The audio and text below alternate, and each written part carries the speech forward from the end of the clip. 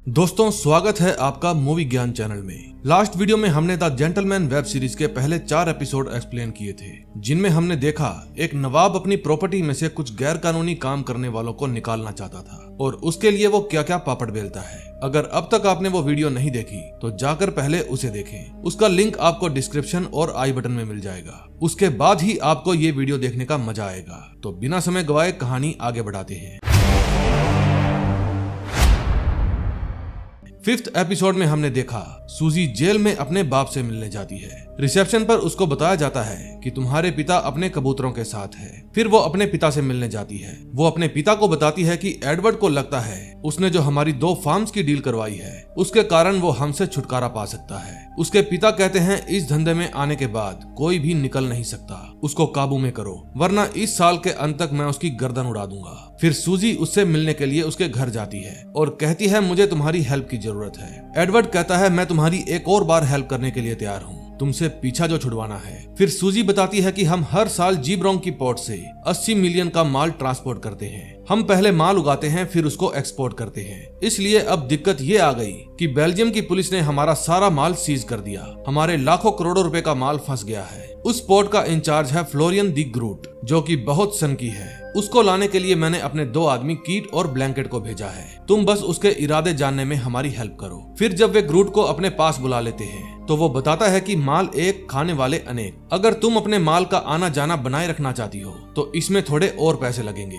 वो 1.5 मिलियन की डिमांड करता है। फिर एडवर्ड सूजी को साइड में ले जाकर कहता है ये ज्यादा ही मुंह पाड़ रहा है, हमें ट्रांसपोर्ट का कोई और तरीका ढूंढना होगा। अगर अब हम इसकी शर्तों को मान गए तो ये दोबारा मुंह पाड़ेगा। फिर सूजी ग्रूट को कहती है मैं जानती हूँ ऐसे धंधे करने के लिए कईयों के हाथ गर्म करने पड़ते हैं, लेकिन तुम औकात से ज्यादा ही मांग रहे हो। तभी वहाँ की लाइट चली जाती है। बाहर कुछ लोग उनके जनरेटर्स को अपनी कार के साथ बांधकर वहाँ से ले जाने लगते हैं। ग्रूट कहता है तुम अपनी बचकानी हरकतों से मुझे डराना चाहती हो। फिर वे ग्रूट को बांध देते हैं। बाहर एक कार तो जनरेटर लेकर चली जाती है, लेकिन दूसरी कार कीचड़ में फंस जाती है। फिर एडवर्ड ब्लैंकेट के साथ बाहर देखने जाता है। जब दूसरी कार भी वहां से जाने लगती है तो ब्लैंकेट उस पर गोली चलाता है। उस गोली की आवाज जेफ सुन लेता है। फिर वो चौकन्ना हो जाता है। एडवर्ड और ब्लैंकेट कार में उनका पीछा करते हैं। तभी दूसरी कार के आगे एक बड़ी सी कार आकर रुकती है। फिर उसमें से जेफ बाहर निकलता है। वो देखता है उस गाड़ी को छोटा सा बच्चा चला रहा था। फिर वो गाड़ी को बंद कर देता है। फिर एडवर्ड वहां आता है और देखकर कहता है बस यही दिन देखना बाकी रह गया था।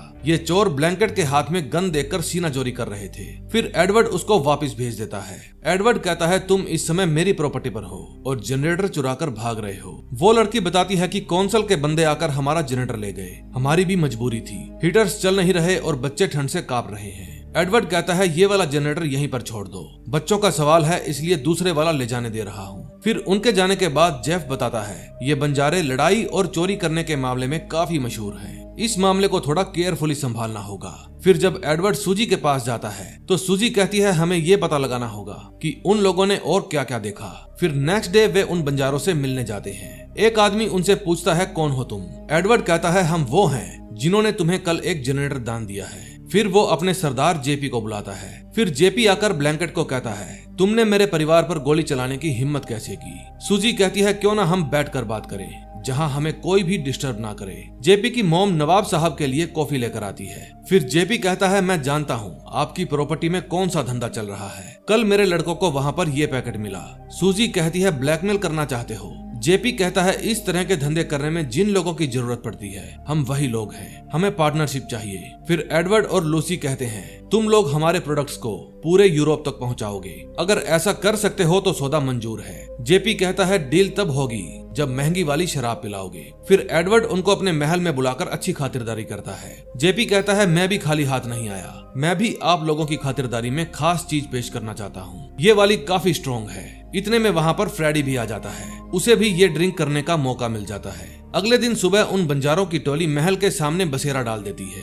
एडवर्ड की मॉम पूछती है क्या तुम बताओगे ये लोग कौन है और यहाँ क्या करने आए हैं। एडवर्ड कहता है शायद मैंने नशे में इन लोगों को यहाँ पर मेहमान बनने का न्योता दे दिया। फिर सूजी जेपी से पूछती है तुम मुझे ये बताओ कि माल डिलीवर कैसे करोगे। जेपी कहता है जब ईश्वर साथ है तो डरने की क्या बात है। फिर वे उन मूर्तियों के अंदर माल को छुपाते हैं और माल को डिलीवर करने के लिए निकल पड़ते हैं। इस काम में उनको खूब मजा आ रहा था। ये हर रोज कहीं ना कहीं माल डिलीवर करने जाते थे। एडवर्ड और सूजी को भी इस काम में मजा आ रहा था। इस काम में खतरा जरूर था, लेकिन इससे बेहतर कुछ और नहीं हो सकता था। फिर जब एडवर्ड फ्रेडी के पास बैठा था तो वो फ्रेडी को बताता है कि ये लोग कॉन्ट्रैक्ट को आगे बढ़ाना चाहते हैं, लेकिन मैंने मना कर दिया। एडी कहता है भाई तुम अच्छा काम कर रहे हो, कॉन्ट्रैक्ट आगे क्यों नहीं बढ़ाते।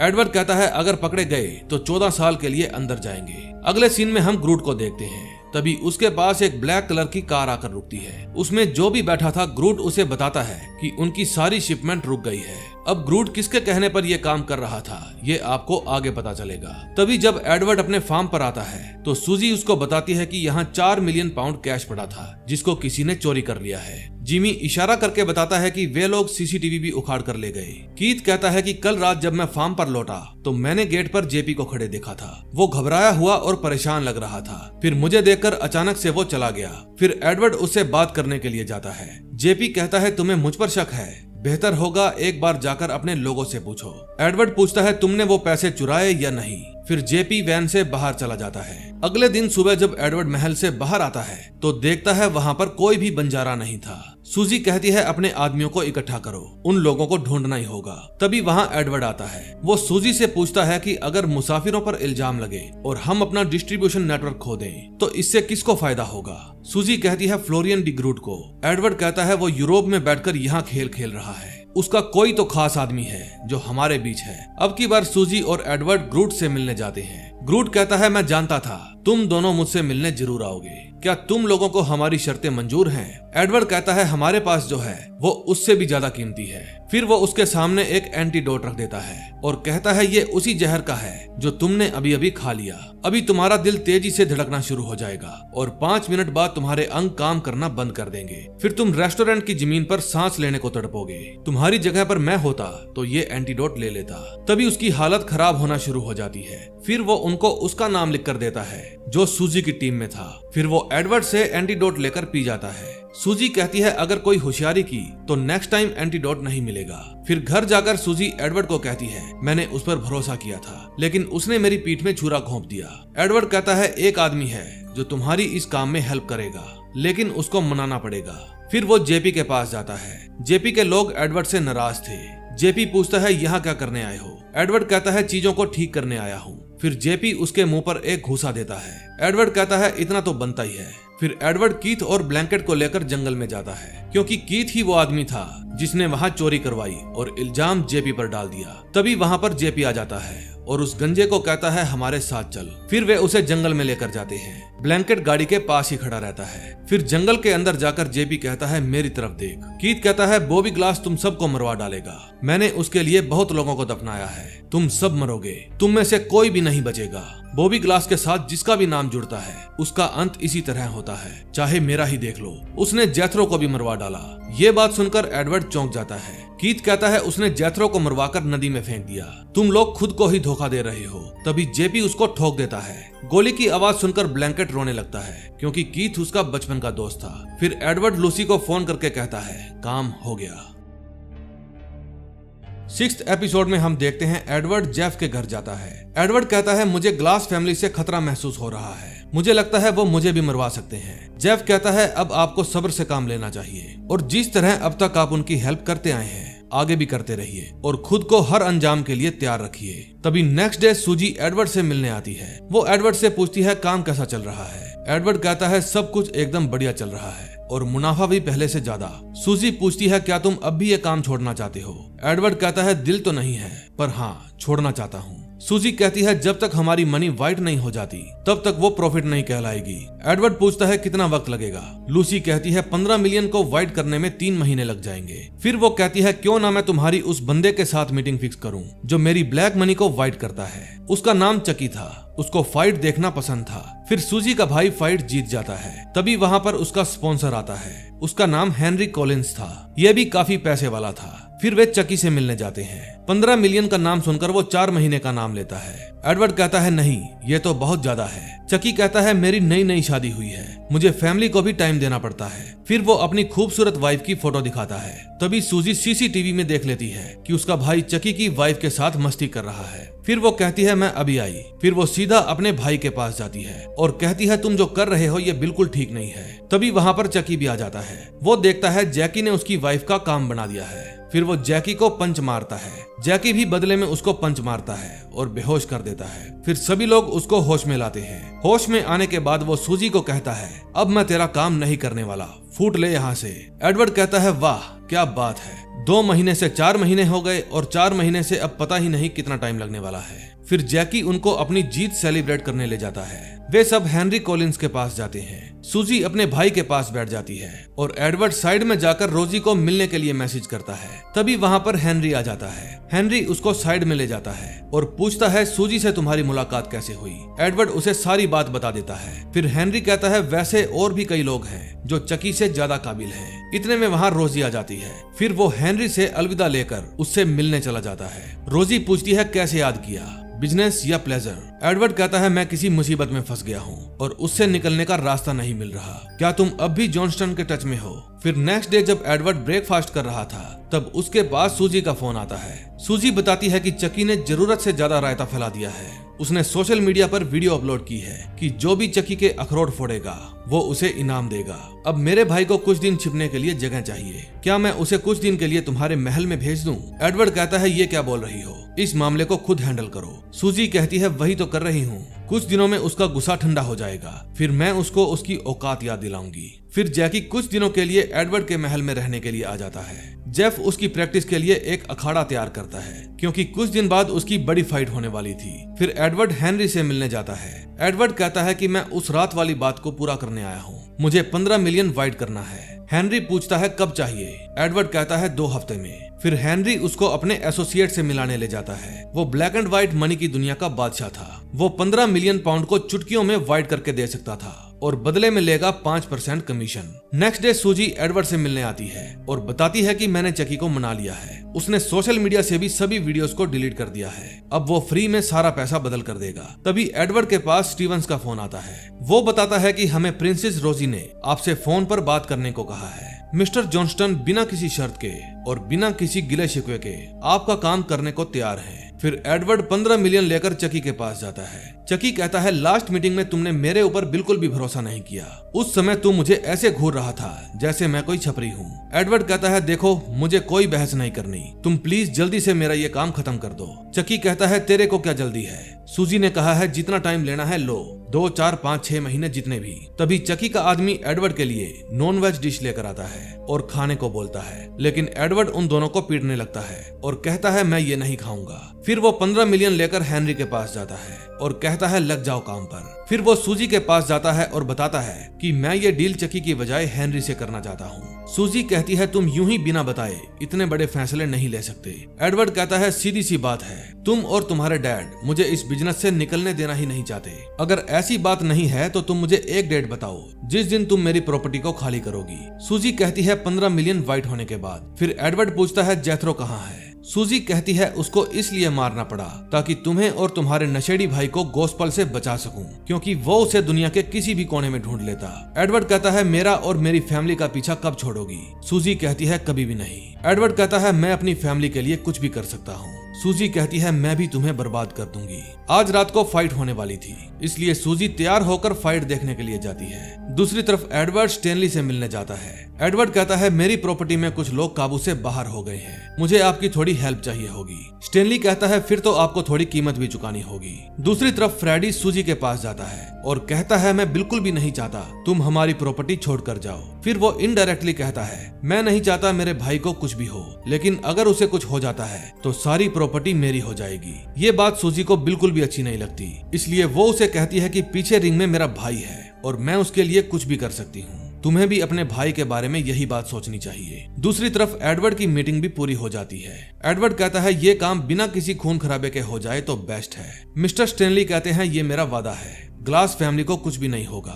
दूसरी तरफ हेनरी किसी से बात कर रहा था। कि आप मुझे इशारा कीजिए, मैं पासा फेंक दूंगा। तभी वो पहलवान आता है जिसके साथ जैकी की फाइट होने वाली थी। उसको देखकर सूजी जैकी से पूछती है, क्या तुम श्योर हो इसे हरा दोगे? जैकी कहता है, ये तो सिर्फ नाम का ही पहलवान है, मैं इसको आराम से हरा दूंगा। तभी हेनरी सूजी को बुलाने के लिए एक आदमी को भेजता है। फिर जब सूजी हेनरी के पास जाती है तो हेनरी कहता है, वैसे तो मुझे तुम्हारा भाई पसंद है, लेकिन आज वो किसी समझौते की बलि चढ़ने वाला है। सूजी कहती है, सीधा मुद्दे पर आओ। हेनरी कहता है, 15 मिलियन तुम्हारे सिर्फ एक फार्म की 1 महीने की कमाई है। अगर 14 फार्म और मिला लिया जाए तो 1 साल की कमाई बनती है 2.5 बिलियन पाउंड। सूजी कहती है, हमें कोई पार्टनर और इन्वेस्टर नहीं चाहिए। हेनरी कहता है, मेरा इरादा इन्वेस्ट करने का नहीं, कब्जा करने का है। बेहतर यही होगा कि तुम अभी इसी वक्त अपना बिजनेस मेरे हवाले कर दो, वरना एक जंग की शुरुआत होगी और सबसे पहले निशाना बनेगा तुम्हारा भाई।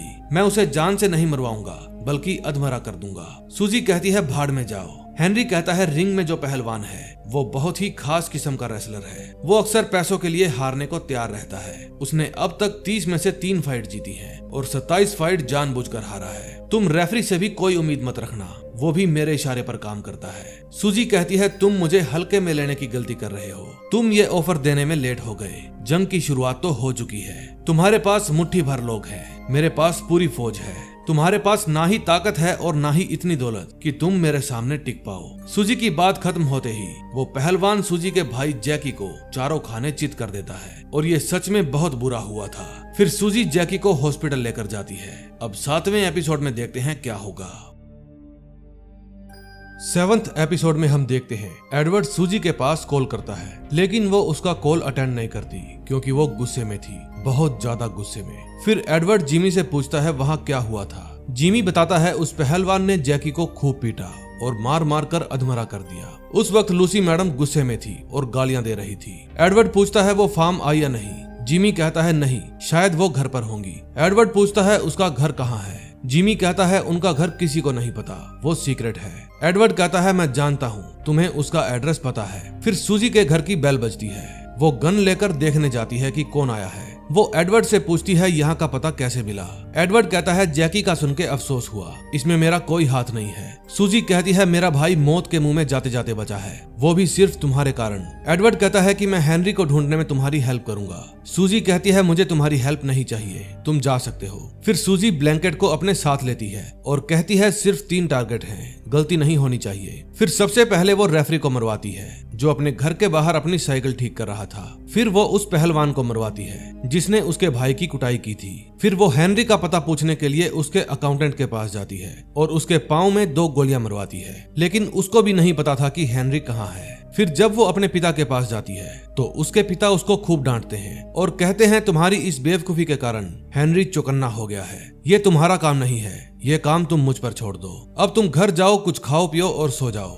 तभी एडवर्ड मिस्टर जॉनस्टन से मिलने जाता है। वो किसी कारणवश आ नहीं पाए, इसलिए वे स्टीवंस को भेजते हैं। एडवर्ड कहता है लास्ट मीटिंग के बाद सिचुएशन कुछ इस तरह बदल गई कि मैं ग्लास फैमिली के पीठ पीछे ये डील नहीं कर सकता। स्टीवंस कहता है आपका ग्लास फैमिली के बारे में फिक्र करना काबिले तारीफ है हुजूर। हमारे पास एक ऐसा प्रपोजल है जिसके कारण किसी को भी नुकसान नहीं होगा, सिर्फ फायदा ही होगा। आप अपना महल बेचना नहीं चाहते, लेकिन आपके ही जैसे 13 और महल हैं। अगर आप उनके मालिकों के नाम हमें बता दें तो बहुत मेहरबानी होगी। मिस्टर जॉनस्टन आपको एक लिस्ट के बदले ग्लास फैमिली से छुटकारा दिला देंगे। नेक्स्ट सीन में हम देखते हैं एडवर्ड की बहन चकल्स महल वापिस आ जाती है। इस समय वो प्रेग्नेंट हो गई थी। जेफ उसको देखकर कहता है आपको देखकर आपकी मॉम के खुशी के आंसू निकल आएंगे। फिर उसको देखकर उसकी माँ बहुत खुश होती है। फिर जब फ्रेडी उसे देखता है तो कहता है ये क्या बकवास है, इसका बाप कौन है, चलो जो भी हो मुझे क्या करना। फिर वहाँ एडवर्ड आता है और कहता है तुम तो छुपी रुस्तम निकली, कांग्रेचुलेशंस। फिर वो अपनी मॉम से पूछता है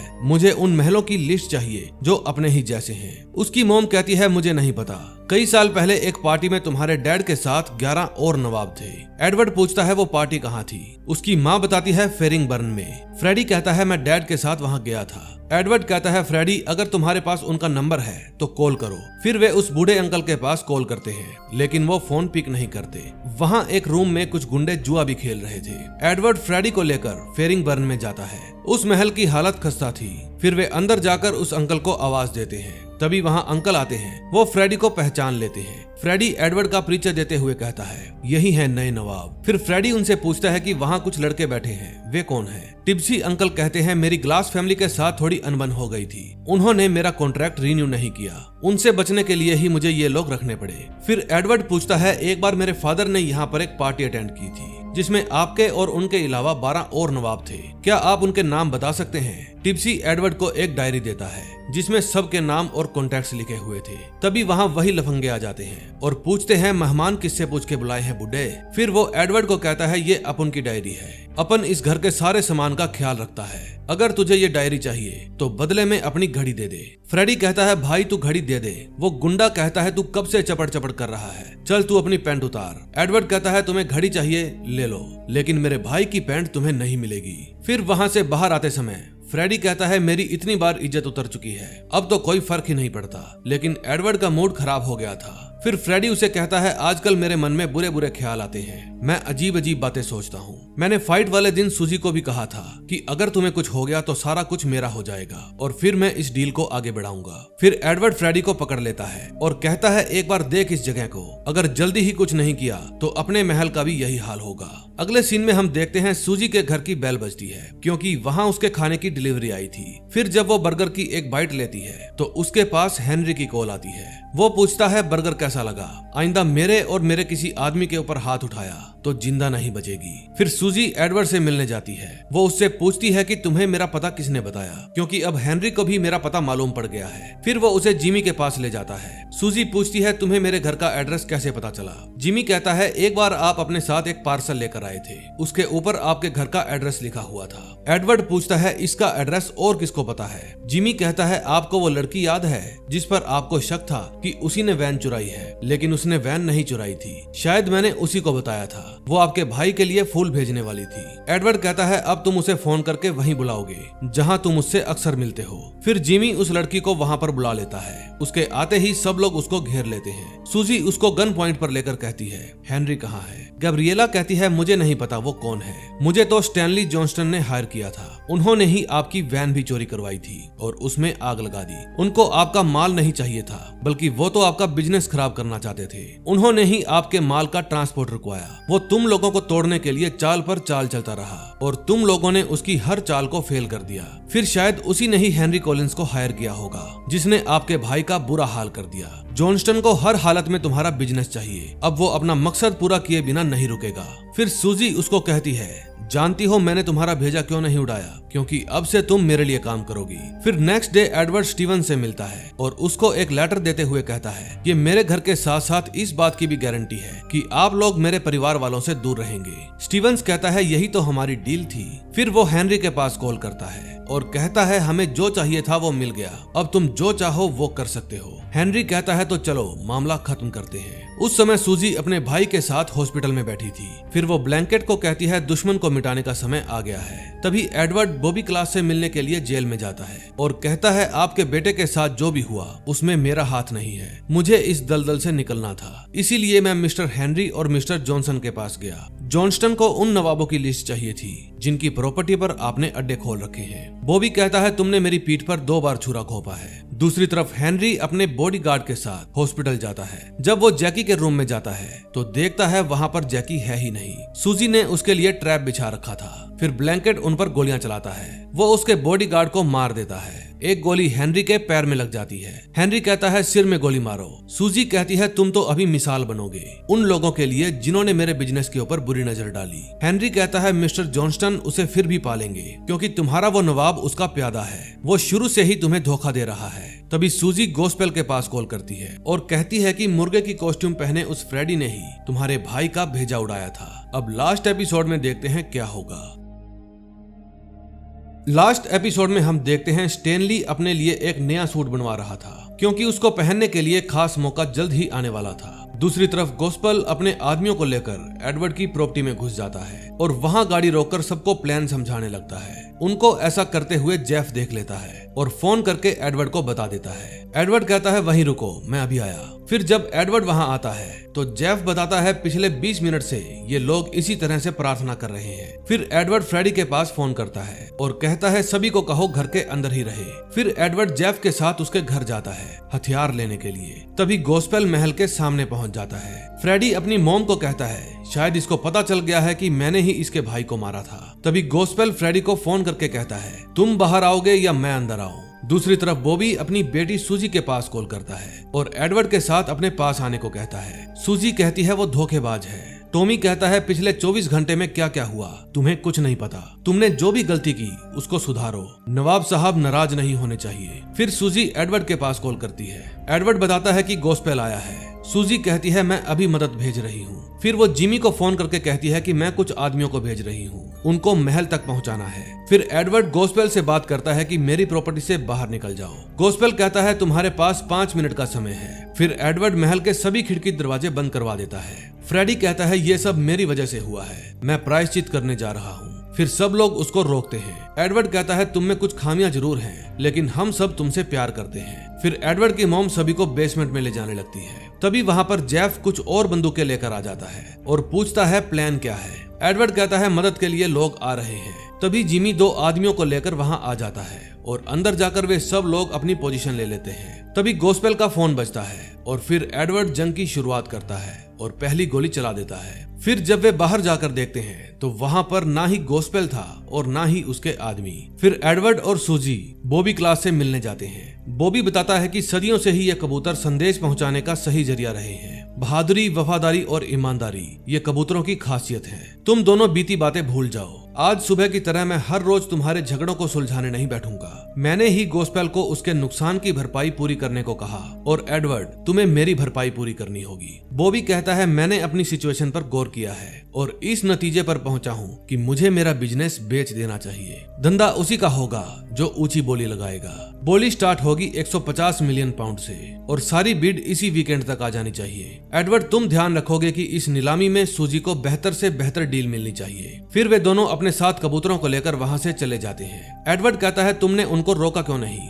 सूजी कहती है मैं उनकी एम्प्लॉय हूँ, उन्होंने फैसला कर लिया है तो उनकी बात मानकर इस झमेले को खत्म करते हैं। फिर वे स्टेनली जॉनसन के पास जाते हैं। सूजी कहती है तुमने मेरे भाई के ऊपर हाथ डालकर गलती कर दी। जॉनस्टन कहता है तुमने भी तो मेरा शुरुआती ऑफर रिजेक्ट करके गलत किया था, फिर मुझे अपनी ताकत दिखाना जरूरी लगा। मिस ग्लास शायद आप ये जानती नहीं कि आपके साथी ने आपके बाकी के 12 फार्म्स का भी पता हमें दे दिया है। एडवर्ड कहता है ये आपका वहम है, वो लिस्ट फेक थी। उन नंबर्स पर जब आप लोगों ने कॉल किए तो वे सभी कॉल्स मेरी फैमिली वालों ने ही अटेंड किए थे। आप बस हमारे धोखे का शिकार हुए हैं मिस्टर जॉनस्टन। हमारे बीच इतना सब कुछ हो जाने के बाद भी मिस्टर बॉबी आपको अपना बिजनेस बेचने को तैयार है, बस आपकी बोली बढ़िया होनी चाहिए। फिर वे उसी कार शोरूम वाली लेडी के पास जाते हैं और उसको बॉबी क्लास का बिजनेस टेक ओवर करने के लिए बढ़िया बोली लगाने को कहते हैं। वो कहती है मैं इस धंधे में आना ही नहीं चाहती। फिर वे दोनों उसको समझाते हैं कि तुम्हें जमा जमाया बिजनेस मिल रहा है जो कि यूरोप तक फैला हुआ है। फिर वे फ्रेडी के बचपन के दोस्त पीट के पास जाते हैं और उसे उसके रशियन दोस्त से बोली लगवाने के लिए कहते हैं। बोली लगाने का तरीका पुराना था। उनको अपनी बोली एक पर्ची में लिखकर कबूतर के साथ बांधकर उसे उड़ाना था, जो खुद ब खुद बॉबी क्लास के पास पहुंच जाते। फिर वहां से निकलकर सूजी एडवर्ड को कहती है फाइनली हमारे रास्ते अलग अलग हो ही गए, तुम्हारे साथ काम करके मजा आया। जब एडवर्ड अपने घर जाता है तो उसकी माँ बताती है कि तुम्हारा भाई फ्रेडी एक कबूतर के साथ खेल रहा है। फिर एडवर्ड फ्रेडी के पास जाता है। फ्रेडी कहता है मैं भी बोली लगाना चाहता हूँ। एडवर्ड कहता है हमारे पास ना तो इतने रुपए हैं और ना ही हम इस काम के लिए बने हैं। फ्रेडी उदास हो जाता है और कहता है कि मैं चाहे इस काम के लिए नहीं बना, लेकिन तुम इसी काम के लिए बने हो भाई, डील हाथ से जानी नहीं चाहिए। फिर एडवर्ड इस बात पर विचार करता है। फिर वो अपने वकील को बुलाता है और कहता है हमारे लिए एक एग्रीमेंट तैयार करो। हमारे साथ काम करने वालों को हम बांध कर तो नहीं रख सकते, लेकिन फिर भी उनके लिए कुछ शर्तें तो होनी ही चाहिए। अब उसका प्लान था कि वो 12 नवाबों को 10-10% लगाने के लिए मनाएगा। फिर वो जेपी को भी पार्टनरशिप ऑफर करेगा। वकील कहता है आप फिर भी इतनी बड़ी अमाउंट जुटा नहीं पाएंगे, इन सब से आप ज्यादा से ज्यादा 25 मिलियन जुटा पाएंगे और 10 मिलियन का लोन आपको अपनी मॉम से मिल जाएगा। उसकी मॉम कहती है तुम एक बार सूजी से बात क्यों नहीं करते, वो कई सालों से इस धंधे में है और इस धंधे को खूब अच्छे से चलाना जानती है। एडवर्ड कहता है मॉम उसको इसमें कोई दिलचस्पी नहीं है। फिर वो हेनरी से मिलने जाता है। गोली खाने के बाद हेनरी का मिस्टर जॉनस्टन के साथ संबंध टूट गया था। फिर हेनरी पूछता है प्लान क्या है। तभी एडवर्ड की मॉम हॉस्पिटल में जैकी से मिलने जाती है। सूजी भी उस वक्त वहीं पर थी। वो सूजी को कहती है तुम अपने डैड की बात मत सुनो, वरना आने वाले समय में तुम्हारे पास सिर्फ पछतावा रह जाएगा। एडवर्ड हेनरी को बताता है कि मैं नवाबों के साथ डील करूंगा, मेरा बंदा जेपी डिस्ट्रीब्यूशन संभालेगा। अगर तुम 15 मिलियन देते हो तो तुम भी मेरे हिस्सेदार बन जाओगे। फिर सूजी एडवर्ड से मिलने आती है। एडवर्ड कहता है अगर कामयाबी चाहिए तो खतरा उठाना जरूरी है।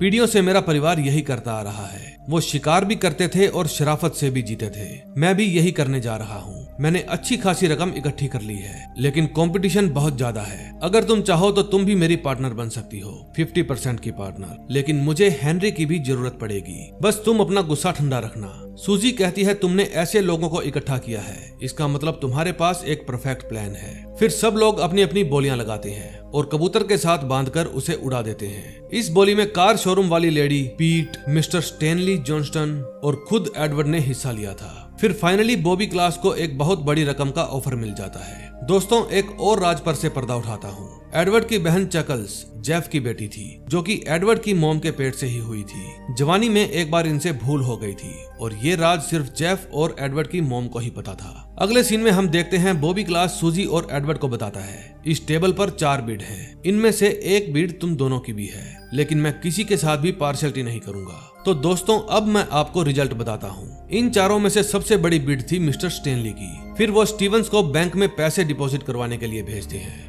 बॉबी ग्लास के अकाउंट में। फिर एडवर्ड ने हेनरी के अकाउंटेंट का सहारा लिया, क्योंकि उसको पता था कि मिस्टर स्टेनली का काला चिट्ठा कहाँ मिलेगा।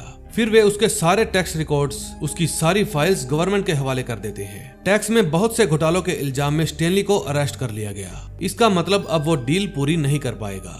दूसरी बड़ी बोली थी पीट की। फिर एडवर्ड ने कार शोरूम वाली लेडी को कहा कि तुम्हारी बोली सेकंड है और पीट की बोली फर्स्ट। फिर उस लेडी ने पीट का काम तमाम कर दिया ताकि बोली उसे मिल सके, लेकिन एडवर्ड ने इस लेडी को हेनरी के हाथों मरवा दिया। फिर वादे के मुताबिक हेनरी ने भी अपने 15 मिलियन पाउंड जमा करवा दिए, लेकिन एडवर्ड उसके साथ भी गेम खेल गया। बॉबी क्लास कहता है कि मैं कभी रिटायर हो ही नहीं रहा था, मैं तो ये दिखाना चाहता था कि तुम लोग खुद इसका हिस्सा बनना चाहते हो। अगर 2 पार्टनर मिलकर काम करें तो बोझ हल्का हो जाता है। तुम इस बिजनेस को खरीद नहीं रहे, बल्कि ये सोचो कि तुम इसमें इन्वेस्ट कर रहे हो। अब तुम दोनों ही इस बिजनेस को बुलंदियों तक लेकर जाओगे। एडवर्ड, मुझे हमेशा ही तुम में एक कैप्टन नहीं बल्कि एक काबिल जनरल नजर आया है। फिर एडवर्ड और सूजी जाकर हेनरी को भी ठोक देते हैं। लास्ट सीन में हम देखते हैं मिस्टर स्टेनली उसी जेल में कैद किए गए थे जिसमें बॉबी ग्लास कैद था, और जेल में उन दोनों की दोस्ती हो जाती है। दोस्तों, जिस तरीके से वेब सीरीज की एंडिंग हुई है, मुझे लगता है इसका सेकंड सीजन जरूर आएगा, और जैसे ही सेकंड सीजन आया मैं उसको एक्सप्लेन करके आप लोगों के लिए लेकर आऊंगा। मुझे उम्मीद है आपको ये वेब सीरीज बेहद पसंद आई होगी। सो प्लीज हमारे चैनल को सब्सक्राइब कर लीजिए और बेल आइकन जरूर दबा दीजिए। मैं ऐसी ही बेहतरीन वीडियोस लेकर आता रहता हूँ। तो मिलते हैं नए दिन नई स्टोरी के साथ। Till then, bye bye.